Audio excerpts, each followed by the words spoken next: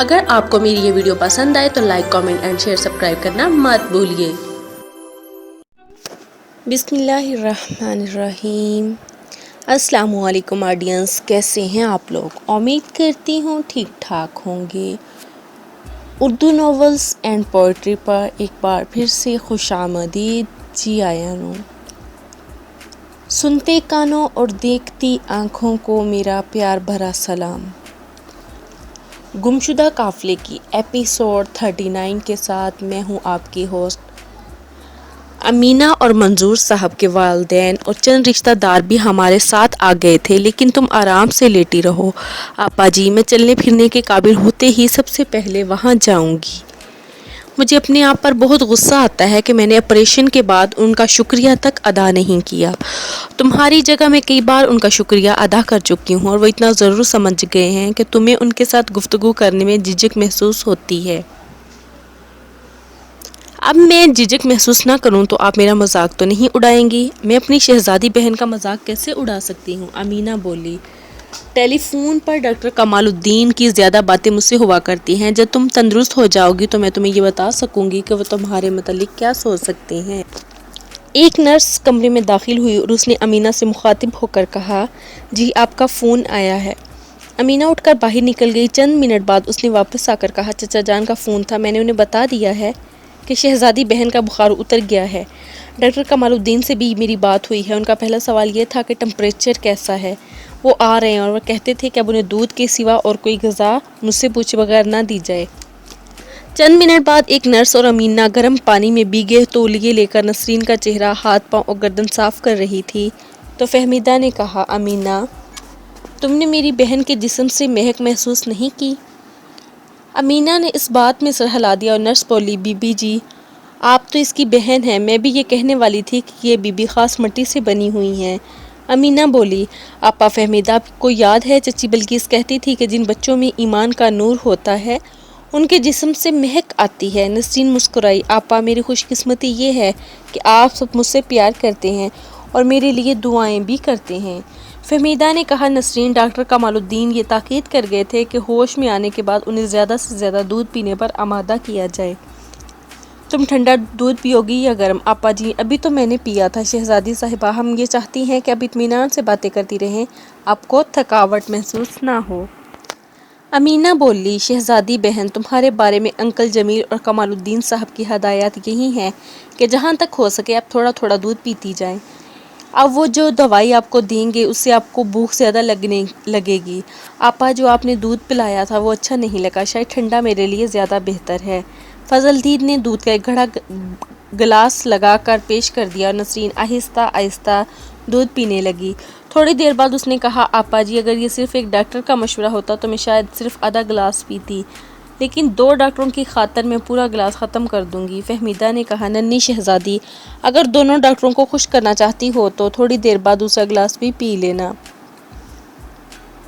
نسرین نے گلاس ختم کر کے آنکھیں بند کر لی اور کہا، آپا امینہ یہ ٹیک ذرا نیچے کر دو، اور چند منٹ خاموشی سے پڑی رہی۔ پھر اس نے آنکھیں کھولتے ہوئے کہا، آپا آج میں بہت رونا چاہتی ہوں اور زور زور سے رونا چاہتی ہوں۔ مجھے بہت سی باتیں یاد آ رہی ہیں اور میں سوچ رہی ہوں کہ مجھے رونا کیسے بھول گیا۔ جب مجھے بھائی جان کے اجڑے ہوئے گاؤں منظر یاد آتا ہے، اور یہ بھی خیال آتا ہے کہ اگر بھائی جان یوسف میرے ساتھ واپس نہ پہنچ سکتے تو آپ کو کیا کرتی؟ میں چاہتی ہوں کہ آپ سے لپٹ کر رونے لگ جاؤں اور روتے روتے بھی ہوش ہو جاؤں۔ مجھے اس بات پر بھی غصہ آتا ہے کہ بھائی یوسف لاہور کے راستے سے واپس کیوں لوٹ آئے تھے، اور اگر میں آپا خالدہ کے ساتھ مر گئی ہوتی تو بھائی جان پر کیا گزرتی؟ پھر میرا دل اس بات پر لرز اٹھتا ہے کہ اگر بھائی جان زندہ اور سلامت واپس نہ پہنچ جاتے تو آپ سب پر کیا گزرتی؟ ان کے ابا جان، ان کی بہن، ان کے بھائی پر کیا گزرتی؟ اور جب میں سوچتی ہوں کہ آپا فہمیدہ پر کیا گزرتی تو میرا دل پھٹنے لگتا۔ دریائے بیاس عبور کرنے کے بعد میں نے جو قیامت دیکھی تھی وہ ہر وقت میری آنکھوں کے سامنے رہتی ہے۔ یہ بات مجھے خواب محسوس ہوتی ہے کہ مجھے ایک اور گاؤں میں پہنچ کر ہوش آیا تھا۔ یہ بھائی جان کا گاؤں نہیں ہے اور میں نے اچانک گھوڑے کی بھاگ موڑ لی تھی۔ جب میں یہ سوچتی ہوں کہ اگر مجھے وہاں بھائی جان نہ ملتے تو کیا ہوتا، اس وقت میں یہ محسوس کرتی ہوں کہ میرے دل کی حرکت بند ہو گئی ہے۔ جب ہم گاؤں سے نکلے تھے تو زمین راوی پر عبور کرنے تک اپنے دل میں یہ بار بار کہہ رہی تھی کہ کاش وہ مجھے اس قدر اہم نہ سمجھتے اور کوئی انہیں یہ بتا دیتا کہ گاؤں کی طرف واپس مڑنے سے روک لیتا۔ لاہور میں اپا، فہمیدہ، چچی بلقیس، چچا جان اور باقی سب تمہارا انتظار کر رہے ہوں گے۔ تم واپس کیوں جا رہے ہو؟ اور یہ بات میرے لیے کتنی صبر آزما ہے کہ ڈاکٹر کمال الدین صاحب کو اس سے بھی بڑا راستہ، بڑا المیہ پیش آ چکا ہے۔ اگر میں صبح شام روتی ہوں تو میرے آنسو کبھی ختم نہیں ہوتے۔ نسرین یہاں تک کہہ کر خاموش ہو گئی اور پھر دونوں ہاتھ چہرے پر رکھ کر سسکیاں لینے لگی۔ ان کی سسکیاں کبھی اپنی اپنی چیخوں میں تبدیل ہو جاتی، جنہیں پورا کرنے کے لیے یا ضبط کرنے کے لیے اس کے بس کی بات نہ تھی۔ فہمیدہ نے اس کے سرہانے کی طرف بیٹھ کر اس کا سر اپنی گود میں لے لیا اور بھرائی ہوئی آواز میں بولی، نسرین، ہم میں سے جو اس طوفان سے بچ گئے ہیں انہیں ایک دوسرے کے لیے زندہ رہنا چاہیے، کیونکہ جو اپنی بہت سی پونجی لٹا بیٹھنے کے بعد صبر کرتے ہیں ان پر قدرت کے انعامات کی بارش ختم نہیں ہوتی۔ دیکھو نسرین، تمہارے بھائی جان، آپا، اماں، چچی، چچا اور چچی اور سب ان لوگوں کے جو تمہاری آواز سن کر یا تمہیں مسکراتے اور ہنستے دیکھ کر باغ ہو جاتے ہیں، ان کے لیے زندہ رہنا چاہیے کہ اجڑے ہوئے گھروں میں ننھے بچوں کو تمہارے پیار کی ضرورت ہوگی۔ دیکھو نسرین، میں اس وقت نہیں، جب تم بہت چھوٹی سی تھی تو میں یہ محسوس کرتی تھی کہ تم میرے لیے ہی نہیں بلکہ ہم سب کے لیے اللہ کا بہت بڑا انعام ہو۔ تم نے ہمارے لیے زندگی کا ایک نہ ایک منظم ہونے والا دلکش قہقہہ بنا دیا تھا۔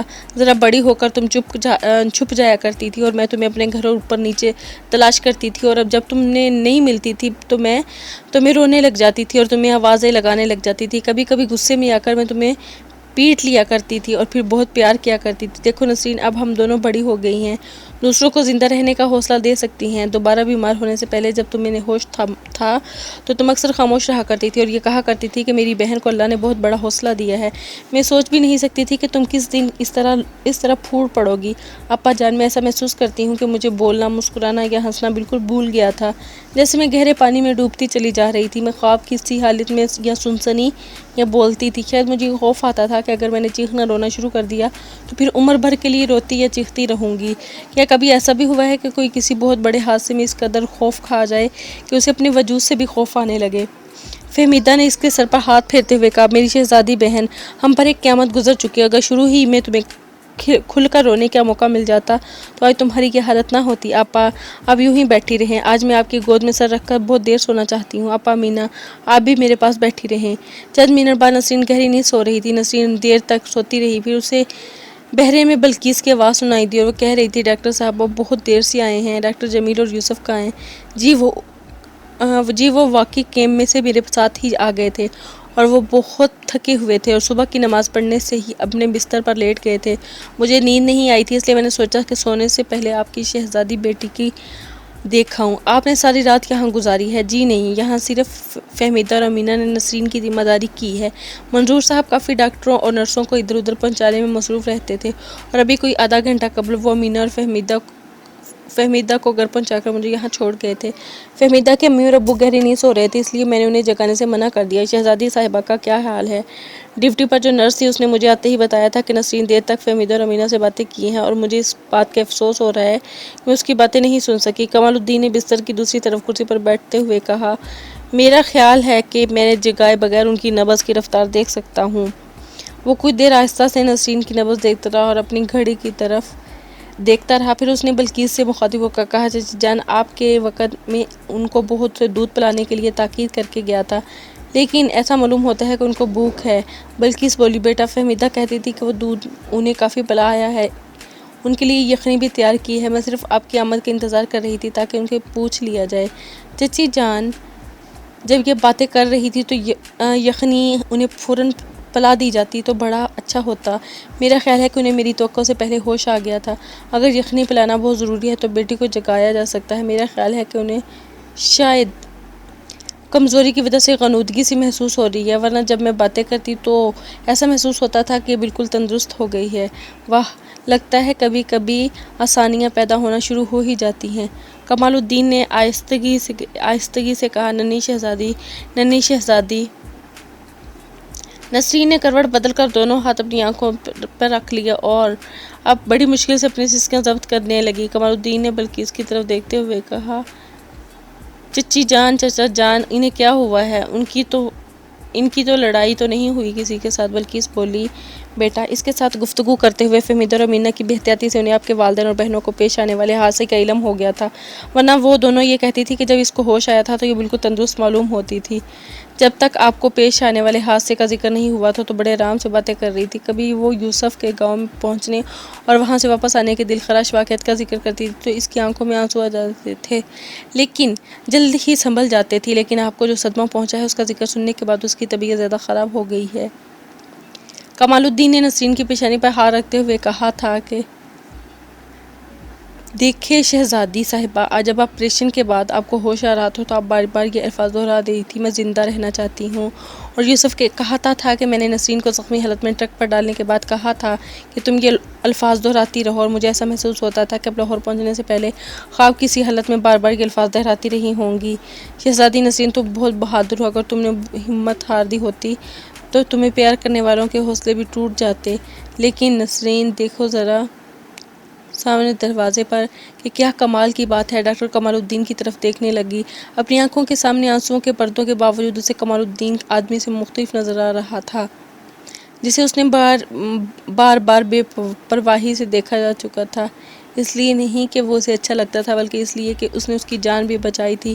وہ آدمی جسے وہ ہمیشہ چونچ کہتی تھی، آج وہ اس کے لیے ایک مسیحا بن گیا تھا جس نے اس کی جان بچا دی۔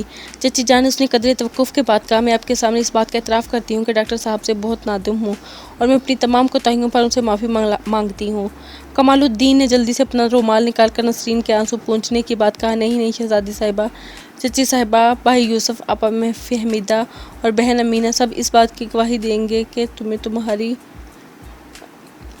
تمہاری ہر بات پوری کرنے کی خواہش۔ نسرین بولی، نہیں بھائی، ایسا نہیں ہوا کرتا، میں چاہتا تھا کہ تم اسی طرح کی باتیں کیا کرو۔ اب مستقبل کی زندگی میں میرے لیے وہ دن بہت تابناک ہوگا جب تم میرا مذاق اڑاؤ گی، مجھ پر ہنسو گی، مجھ پر رنج کرو گی، تمہارے کہکے سن کر میں اور شہزادہ، اور پھر تمہارے کہکے میرے کانوں میں اکھڑیں گے، اور جب تمہارے کہکے میرے کانوں پر آئیں گے تو میں اچانک سے تمہارے لیے وہ سب منگوا لوں گی جو تم چاہتی ہو۔ شہزادی صاحبہ، میں نے زندگی میں بہت بڑا صدمہ برداشت کیا ہے اور شاید اور صدمے بھی برداشت کر سکوں، لیکن تمہاری آنکھوں میں آنسو دیکھنے کے لیے مجھے تکلیف محسوس ہوتی ہے۔ اب تم جس قدر جلدی تندرست ہوگی اسی قدر جلدی تم سے بے شمار پیار کرنے والوں کی زندگی واپس لوٹ آئے گی۔ خدا کے لیے کہہ رہا ہوں کہ میں نے جو زندہ رہنا چاہتی ہو، میں ان سب کے لیے زندہ رہنا چاہتی ہوں جو مجھ سے نفرت کرتے ہیں اور یا وہ لوگ جو مجھ سے پیار کرتے ہیں۔ نسرین نے ایک سکون سا محسوس ہونے کے بعد کہا۔ نسرین نے اچانک ایک سکون سا محسوس کرتے ہوئے اپنی آنکھیں بند کر لی۔ کمال الدین نے کہا، اب میں ایک ڈاکٹر کا فرض پورا کرنا چاہتا ہوں، اور یہ کہہ کر اس نے تھرمامیٹر نکال کر اس کے منہ میں ٹھونس دیا۔ اس کے بعد اٹھ کر بلڈ پریشر دیکھنے میں مصروف ہو گیا۔ فضل الدین بڑے پیالے میں یخنی کا پیالہ لے آیا، بلکہ اس ٹرے سے پیالہ اٹھا کر نسرین کے ساتھ بیٹھ گئی اور چمچ سے اس کو پلانے لگی۔ نسرین نے قدرے بے توجہی کے ساتھ آہستہ آہستہ چند گھونٹ حلق سے اتارے تو ڈاکٹر کمال الدین نے کہا، دیکھیے محترمہ، مجھے یقین ہے آپ کو بھوک محسوس ہو رہی ہے، لیکن میری وجہ سے آپ جھجک محسوس کر رہی ہیں، اس لیے میں تھوڑی دیر کے لیے چلا جاتا ہوں۔ چچی جان، آپ اس کے بعد انہیں ایک اور پیالہ پلائیں۔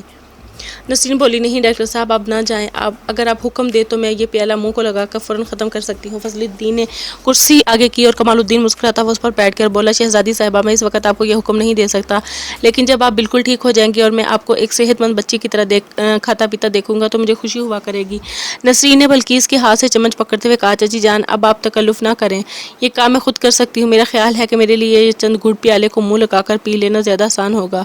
پھر چند سیکنڈ کے اندر اندر وہ پیالہ ختم ہو چکا تھا۔ شکریہ شہزادی صاحبہ، اگر تھوڑی دیر تک آپ کے اور پیالہ بھی پی لے تو مجھے بہت خوشی ہوگی کہ آپ نے اور بھی پیالے پی لیے۔ نسرین بولی، اب آپ آرام سے بیٹھے رہیں، میں آپ کو ناراض نہیں کروں گی۔ ڈاکٹر کمال الدین نے کہا، جب آپ سو جائیں گے تو میں دبے پاؤں اٹھ کر چلا جاؤں گا، اور میرا خیال ہے کہ آپ کو جلد ہی نیند آ جائے گی۔ کھانے کے بعد آپ کو 2-3 کافی پرہیز کرنے کی ضرورت پیش آئے گی، چونکہ آپ کے چچا جان ایک ہفتہ تک یہیں نہیں ہیں، اس لیے مجھے آپ کی دیکھ بھال کرنے کے بارے میں کوئی پریشانی نہیں ہوگی۔ چچا جان کہہ جا رہے ہیں کہ میرے خیال تک آپ کو معلوم ہوگا کہ ان کا تبدیلی ایبٹ آباد ہو گئی ہے۔ مجھے آج راولپنڈی کی طرف روانہ ہونا تھا، لیکن آپ کی ذمہ داری کے لیے مجھے 3 دن کی مہلت مل گئی تھی۔ اب انشاءاللہ میں پرسوں یہاں سے روانہ ہو جاؤں گا۔ میں ہر دوسرے یا تیسرے دن چچی جان کو ٹیلی فون کر کے آپ کو متعلق پوچھ لیا کروں گا۔ نسرین لیے چند ثانیے کے بعد بولی، کیونکہ اس کو طرف دیکھتی رہی، پھر آنکھوں سے آنسو ٹپکنے لگے۔ ڈاکٹر صاحب، اس نے بڑی مشکل سے اپنی سسکیاں ضبط کرتے ہوئے کہا، ڈاکٹر صاحب، آپ پر جو گزری ہے وہ میں سن چکی ہوں، کاش میں آپ سے کچھ کہنے کے لیے موزوں الفاظ چن سکتی۔ کمال الدین نے کہا آپ بہت کمزور ہو گئی ہیں، اس لیے آپ کو چند آرام کرنا چاہیے، کیونکہ یہ چند دن آپ کے لیے زندگی اور صحت سب سے ضروری ہے۔ پھر وہ بلقیس سے مخاطب ہوا، چچی جان حیدرآباد سے میرے لیے کئی رشتہ دار کے خط ملے ہیں، اظہار ہمدردی کے لیے یہاں آنا چاہتے ہیں، لیکن میں نے انہیں سختی سے منع کر دیا ہے۔ جواب میں لکھ دیا ہے کہ ان کے سفر تک جانے کے لیے میرے پاس بہت سے ملازموں اور بہت سی کھانوں کی کمی ہو جائے گی۔ ان دنوں سفر کرنا خطرے سے خالی نہیں، میں حالات ذرا بہتر ہونے سے ہی ہوائی جہاز پر حیدرآباد پہنچنے کی کوشش کروں گا۔ بلقیس نے کہا، بیٹی اگر کوئی یہاں سے آ گیا اور گزر گیا، اس کے بعد انہیں مطمئن کرنے کے لیے باقاعدگی سے یہ دیکھنا چاہتا ہے کہ شاید اصل میں میرے سے گزرنا چاہیے یا نہیں۔ اگر یہ دیکھنا چاہتے ہیں کہ میں کن حالات سے گزرتا ہوں تو ایسے خط کا انتظار کریں جس میں یہ وہ سب کچھ آگاہ کر دیں۔ اب نیکسٹ بات ہو رہی تھی اور ہم اسے سن رہے تھے۔ میرے بنتے، یعنی کہ وہ اپنی بیگم کو کہہ رہا ہے، اگر مجھے کہیں جانا پڑے یا میرے خط میں تاخیر ہو جائے تو آپ چچا جان عبدالعزیز کو خط لکھ کر میری خیریت پوچھ سکتے ہیں۔ چچی جان میں اس لیے کہہ رہا ہوں کہ ایسے خطوط کا جواب لکھنے کی تکلیف آپ کو اٹھانا پڑے گی۔ بیٹا تم اطمینان رکھو کہ جب جواب سے ان کا اطمینان ہو جائے گا۔ ڈاکٹر کمال نے تھوڑے توقف کے بعد نسرین کی طرف متوجہ ہو کر کہا، شہزادی صاحبہ میں آپ کو لینے کے لیے آیا ہوں۔ شہزادی صاحبہ، ڈاکٹر صاحب میں آپ کا خطوط کا انتظار کیا کروں گی۔ یوسف کمرے میں داخل ہوا اور اس نے کہا، بلقیس نے پوچھا، بیٹا صبح تک تمہارے متعلق کوئی اطلاع نہیں آئی تھی اور میں سمجھ رہی تھی کہ تم ساری رات کی بھاگ دوڑ کے بعد سو گئے ہوگے۔ جمیل تمہارے ساتھ نہیں آیا؟ چچا جان وہ بستر پر پڑے تھے اور مجھے بھی تھکاوٹ محسوس ہو رہی تھی، لیکن نسرین کو دیکھنے کے بغیر مجھے نیند نہیں آتی نا۔ کمال الدین نے کہا، بھائی جان آپ کی شہزادی بہن سو گئی ہے، اب آپ میرے ساتھ چلیں۔ چچی جان میں ہمیں اجازت ہے؟ جی اب میرے ساتھ چلیں۔ گھر پہنچتے ہی نسرین کی دیکھ بھال کریں گے، اس کے بعد فروٹ کھائیں گے جو ہمارے گھر میں لگے ہوئے ہیں۔ چچی جان ہمیں اجازت ہے؟ جی بالکل اجازت ہے۔ اب آپ کو آرام کا موقع مل جائے، مجھے امید ہے کہ انشاءاللہ دن تک اس بات کا فیصلہ ہو جائے گا کہ مجھے مستقبل طور پر مظفر آباد کا رہنا ہے یا پھر کسی دوسرے شہر شفٹ ہو جانا ہے، کیونکہ میرا اور نسرین کا خیال رکھنے کے لیے بہت سے لوگ ہیں۔ مجھے امید ہے کہ انشاءاللہ 2 دن تک اس بات کا فیصلہ ہو جائے گا۔ اس بات کا بھی امکان ہے کہ مجھے بلقیس اور چچی جان کے لیے کچھ خاص کرنا چاہیے۔ جی بیٹا بولو کیا کرنا ہے؟ میرا خیال ہے کہ اسے اس کے ساتھ جانے کی ضرورت نہیں ہے، کیونکہ اس کے ساتھ اس کی بیگم ہے، اس کی ماں ہے، اس لیے مجھے جانے کی اجازت دی جائے۔ چچا جان جب چاہو ان سے مل سکتا ہوں، آپ دعا کریں کہ آپ کی شہزادی بہن ٹھیک ہو جائے۔ اس لیے آپ نے ایسا نہیں ہوتا کہ آپ دعا کریں آپ کی شہزادی بہن جلدی ٹھیک ہو جائے، ورنہ ان کے متعلق پورے اطمینان کے بغیر مجھے مزید چھٹی لینی پڑے گی۔ بیٹا میں ہر وقت اس لیے دعا کیا کرتی ہوں اور مجھے ایسا محسوس ہوتا ہے کہ سب اس کے لیے دعائیں کرتے رہیں۔ گزشتہ چند سالوں سے تمہاری دعائیں سب سے زیادہ قبول ہوئی ہیں۔ چچی جان دیکھ لیں، اب اس طرح تو نہ کریں۔ کیوں بھائی ایسا کیا ہو گیا ہے؟ چچی جان یہ دعائیں تو ہیں میرے لیے، جن سے میں دل میں زندہ رہنے کے لیے کا عزم پیدا ہوا ہے۔ 15 دن بعد نسرین اپنی چچی بلقیس کے گھر منتقل ہو گئی تھی۔ شام کے وقت چائے پیتے اور فہمیدہ بولی، بیٹا ایبٹ آباد شمال کی طرف ہے۔ یوسف نے جواب دیا، جی بالکل مجھے معلوم ہے اس بات کا۔ فہمیدہ بلقیس کی طرف متوجہ ہوئی تھی، چچا جان میں نے ان سے ایک بار صافہ کیا تھا کہ ایسی نہیں ہے۔ فہمیدہ بلقیس کی طرف متوجہ ہوئی، چنانچہ میں نے ایک بار کے لیے یہ کہنا تھا کہ جل پر پھولے۔ کیا مطلب ہے تمہارا؟ جبکہ میں نے یوسف صاحب کا گاؤں بھی یہیں دیکھا تھا اور وہ خواب عام طور پر یہ ہوتا تھا کہ میں شمال کے پہاڑوں کی طرف جا رہی ہوں اور مجھے وہاں جانا ہے، اور مجھے خوبصورت 2 منزلہ مکان دکھائی دیتا ہے جس میں پھلدار پودے لگے ہوئے ہیں، اور مجھے ایسا محسوس ہوتا ہے کہ یہ میرا گھر ہے۔ میں اس باغ سے پھل توڑ کر لوگوں میں تقسیم کرتی ہوں، بہت خوشگوار اور میٹھے پھل۔ اس کے بعد یوسف نے کہا، میں موسم گرما کے آغاز سے پہلے ہر صورت یہ کام کرنا چاہتا ہوں، اور اس کے بعد فہمیدہ نسرین کے ساتھ قاقان کی سیر کروں گا۔ مجھے سیر کے دوران کام کے لیے جو وقت ملے گا وہ میں قوم کے نام ایک اہم پیغامات کی تکمیل پر صرف کر دوں گا۔ جمیل صاحب دراصل اس ملک میں بہت سے لوگ ایسے ہیں جو ابھی تک ہندوستان کے لوگوں کو لوگوں کو ہمارے ساتھ جانے کی اجازت نہیں دیتے، اس لیے نہیں کہ یہ لوگ اس طرح کے ہیں، بلکہ جمیل صاحب دراصل اس ملک میں بہت سے لوگ ایسے ہیں۔ میں اس سے بہت ڈرتا ہوں کہ ہم اپنی مسلسل گفتگو کے باعث کہیں ایسے حالات کا سامنا نہ کریں جو صدیوں کی اقتدار کے بعد اندلس کے مسلمانوں کو پیش آیا تھا۔ اور میرے بھائی، کبھی کبھی میں سوچتا ہوں کہ میں نے کتنا بڑا کارنامہ انجام لے لیا ہے اور میرے پاس اتنا تھوڑا وقت ہے۔ اگر زندگی کے آخری لمحات میں مجھے اطمینان ہو گیا تو انشاءاللہ پھر اس کے بعد جو ہوگا وہ ہم خود اس کو ہینڈل کر لیں گے۔ یعنی کہ ابھی ہندوؤں کے عزائم کے متعلق خوش نہیں ہوں، میں اسے بہت ڈرتا ہوں ہم اپنی مسلسل گفتگو کے باعث کہیں ایسے حالات کا سامنا نہ کریں جو صدیوں کے اقتدار کے بعد بھی اندلس کو مہمانوں کو پیش آئے۔ اور میرے بھائی، کبھی کبھی یہ میں سوچتا ہوں میں نے ایک کتنا بڑا کام اپنے ذمہ لے لیا اور میرے پاس اتنا بڑا وقت ہے۔ اگر زندگی کے آخری لمحات میں مجھے اطمینان ہو جائے یا پھر میرا کام ہو جائے تو مجھے زیادہ بہتر لگتا ہے، اس لیے میں تمہارے لیے ہماری ثقافتوں کا اور خیالات کا تلف کروں گا۔ یہ تکلف نہیں ہوگا، یہ تلف اس لیے ہے کہ اس میں ہمت، عقل اور دانش کے ساتھ ساتھ اسے بہتر نہیں کر سکتا تھا۔ تم تو موت کے بعد بھی میرے چہرے پر مسکراہٹ دیکھو گے۔ یہ وہ الفاظ تھے جو اسے بالکل سکون مہیا کر گئے تھے۔ اگر زندگی کے آخری لمحات میں مجھے اطمینان ہو کہ جو کام میں نے اپنے ذمے لیا ہے میں اپنی اس ہمت، عقل اور دانش کے ساتھ اسے بہتر کر سکتا ہوں تو تم موت کے وقت بھی میرے چہرے پر مسکراہٹ دیکھو گے۔